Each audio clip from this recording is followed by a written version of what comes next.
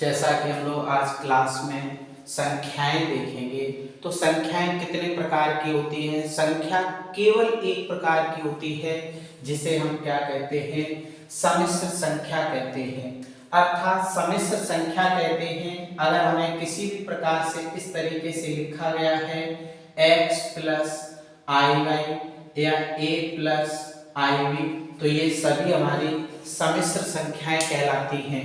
सम्मिश्र संख्याओं में दो भाग होते हैं, एक x जिसे वास्तविक संख्या कहते हैं और दूसरे को काल्पनिक संख्या कहते हैं।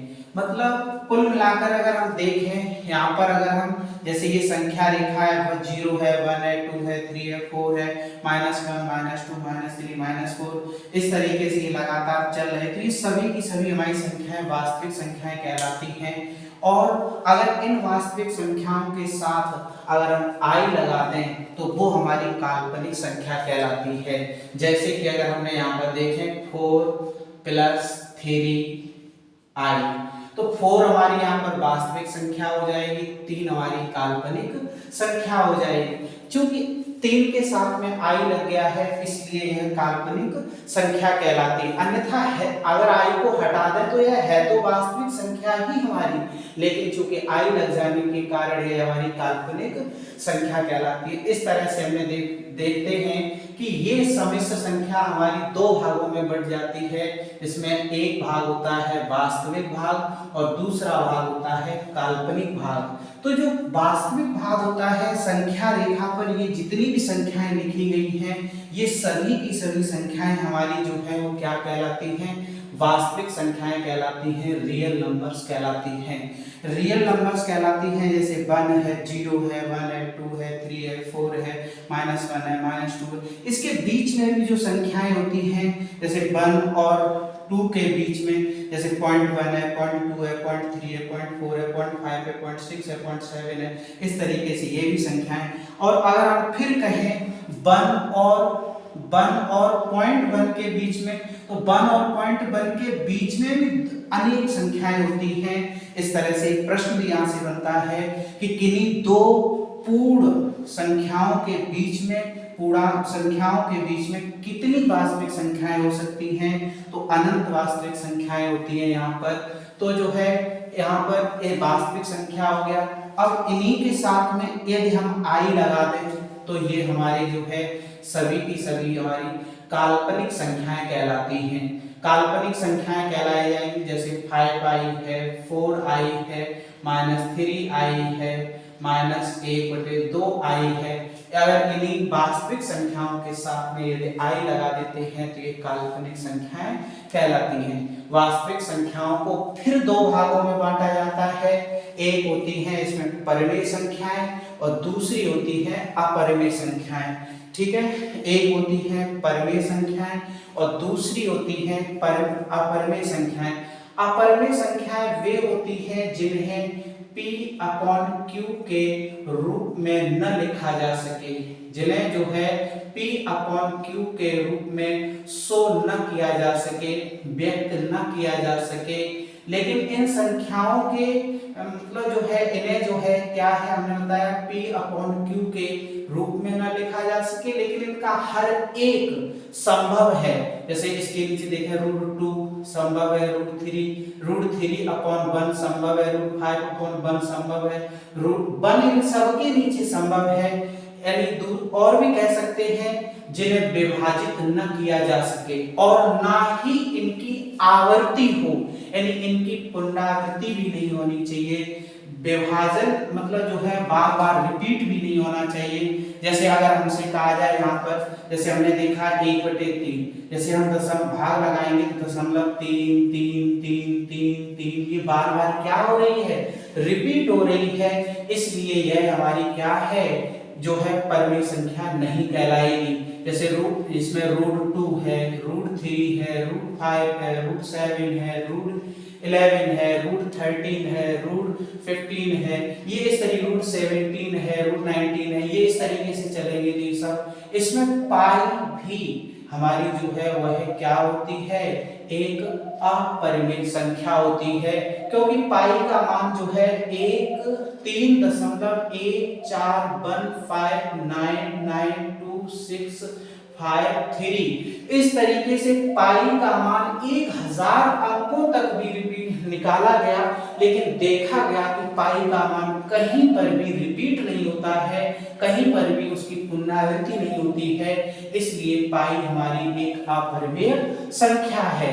जबकि परमेय संख्या में पाई हमारा परमेय संख्या के अंतर्गत आता है, क्योंकि पाई का मान 3.1448285 फिर 14285 यानी पुनरावृत्ति होने लगती है। यहाँ पर इस अंक की 14285 इसकी पुनरावृत्ति होती है, यही मतलब जो पुनरावृत्ति होती है, इसलिए पाई 22/7 जो है वह है एक 22/7 जो है वह एक परमेय संख्या होती है। तो परमेय संख्या को भी फिर दो भागों में बांटा गया, जैसे कि हम यहाँ पर परमेय संख्या हमने बताया यहाँ से लेकर के ये सब की सब वास्तविक संख्याएं हैं, लेकिन इन वास्तविक संख्याओं के बीच में कुछ ऐसी संख्याएं पड़ी हुई हैं जो क्या है भिन्नात्मक रूप में, जैसे 1/10 है, 2/10 है, 3/10 है, और भी बहुत सारी 1 और 1/10 के बीच में भी अनेक संख्याएं हैं। दो परमेय संख्याओं के बीच में चाहे हम यहाँ पर यानी कि 1 और 2 परमेय संख्या ले लें, इसके भी बीच में अनंत ऐसी परमेय संख्याएं होंगी, चाहे हम यहाँ पर जो है 1 और 1/10 ले लें, तो इसके भी बीच में जो है अनंत परमेय संख्याएं होंगी। तो एक प्रश्न यहाँ से ये भी आता है कि किन्हीं भी दो परमेय संख्याओं के बीच में कितनी परमेय संख्याएं होती हैं, तो अनंत परमेय संख्याएं होती हैं। किन्हीं भी दो पूर्णांकों के बीच में कितनी परमेय संख्याएं होती हैं, तब भी अनंत परमेय संख्याएं होती हैं। तो इस तरह से ये परमेय संख्याओं को दो भागों में बांट दिया गया है यहाँ पर, यानी कि पूर्णांक यानी कि जो हमें इस पर दिख रहे हैं 0 1 2 3 4 -1 -2 -3 -4 ये, और इन दो पूर्णांक संख्याओं के बीच में जो संख्याएं रखी हैं उन्हें भिन्नात्मक संख्याएं कहते हैं। तो ये जो है 22/7 है, 1/3 है, 20/6 है, तो ये भिन्नात्मक संख्याएं हुई। पूर्ण संख्याएं जिन्हें इंटीग्रल नंबर्स कहते हैं, इनको I या Z से प्रदर्शित किया जाता है। अब जो संख्या रेखा पर ये जो संख्याएं हमें दिख रही हैं वो सभी की सभी हमारी पूर्ण संख्याएं कहलाती हैं। इन सभी संख्याओं को ही -अनंत से लेकर के +अनंत वाली संख्याएं, ये सब हमारी पूर्ण संख्याएं कहलाती हैं। पूर्ण संख्याएं भी अब जो है तीन भागों में बढ़ जाती हैं। -1 -2 इधर वाली ऋण पूर्णांक संख्याएं कहलाती हैं, ये वाली जिन्हें I Z या I ऋण से I मतलब ऋण या I Z ऋण से व्यक्त किया जाता है ये, और धन पूर्णांक संख्याएं ये यहाँ से लेकर के इधर वाली सभी बढ़ जाती हैं, +1 +2 +3, और 0 जो है वह आपका अलग रखा जाता है। इस तरह से पूर्णांक संख्याएं पूर्ण संख्याएं अगर हम 0 को धन पूर्णांक संख्याओं के साथ में सम्मिलित कर दें, जैसे 0 1 2 3 4 5, तो ये हमारी पूर्ण संख्याएं पूर्ण संख्याएं कहलाती हैं, जिन्हें W से प्रदर्शित किया जाता है। उसके बाद प्राकृतिक संख्याएं जो हम गिनती में अक्सर प्रयोग करते हैं, हमेशा गिनती शुरू करते हैं 1 2 3 4 वाली संख्याएं हमारी प्राकृतिक संख्याएं कहलाती हैं। पूर्ण संख्याओं को I यानी Z को अगर हम देखें तो सम और विषम के आधार पर भी इन्हें दो भागों में डिवाइड करते हैं, एक सम में एक विषम में।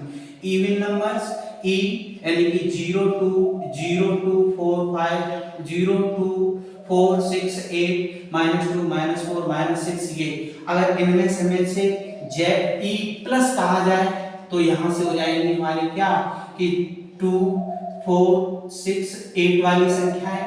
E ऋण कहा जाए तो 2 -4 -6 वाली संख्याएं हो जाती है। विषम संख्याएं ये जो है विषम संख्याएं दोनों हो जाएंगी, धन वाली भी हो जाती हैं और ऋण वाली भी हो जाती हैं, जैसे 1 3 5 7 -1 -3 -5 हो जाती हैं। फिर इनमें से O धनायन वाली धन वाली हो जाएंगी, O ऋण वाली ऋणात्मक हो जाती हैं। उसके बाद इन्हीं संख्याओं में से फिर बंटवारा होता है कि अभाज्य संख्याएं किन्हें कहते हैं। वे संख्याएं जिनमें केवल एक गुणनखंड हो, जैसे जो स्वयं व एक कोई भी संख्या हो स्वयं गुणनखंड होना चाहिए और एक होना चाहिए। वे सभी संख्याएं, जैसे कि अगर हम एक का गुणनखंड करते हैं तो जैसे अगर हम एक का गुणनखंड करें एक हो जाएगा, दो का गुणनखंड करें वन और टू हो जाएगा, थ्री का अगर हम गुणनखंड करते हैं तो वन और थ्री हो जाएगा, फोर का गुणनखंड करते हैं वन और टू और फोर हो जाएगा, फाइव का गुणनखंड करते हैं वन और फाइव हो जाएगा।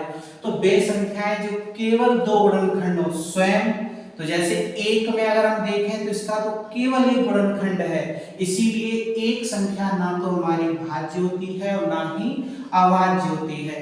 अभाज्य संख्याएं केवल दो गुणनखंड, देखिए दो के भी दो ही गुणनखंड हैं, स्वयं भी है एक भी है, तीन के भी दो ही गुणनखंड है, स्वयं भी है एक भी है, लेकिन चार देखिए चार का क्या है, एक भी है स्वयं भी है लेकिन एक अलावा और है। तो अभाज्य संख्या एक स्वयं एक अन्य गुणनखंड भी हो तो हमारी चार क्या हो जाती है, भाज्य संख्या हो जाती है। यहाँ पर इस तरह से हम भाज्य और अभाज्य संख्याओं को विभाजित कर सकते हैं। तो ये एक संख्याओं की पूर्ण जो है तालिका है। विश्वास करते हैं जो है आपको सभी को यह समझ में आया होगा। जय हिंद, जय भारत।